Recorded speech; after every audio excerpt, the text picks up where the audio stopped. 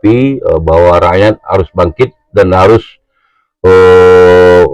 membersihkan lagi lahan di mana dia tempat dia punya rumah, dia punya pertanian, di mana punya perkebunan.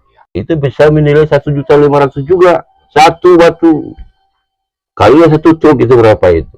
Jadi memang perlu juga kreativitas para pejabat aparat negeri kita.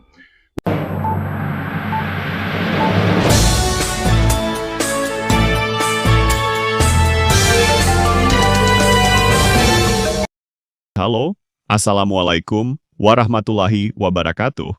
Kembali ke ranah kini.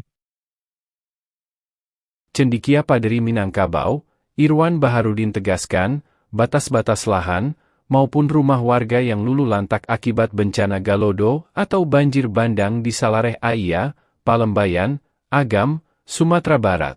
Pada dasarnya mudah diketahui dan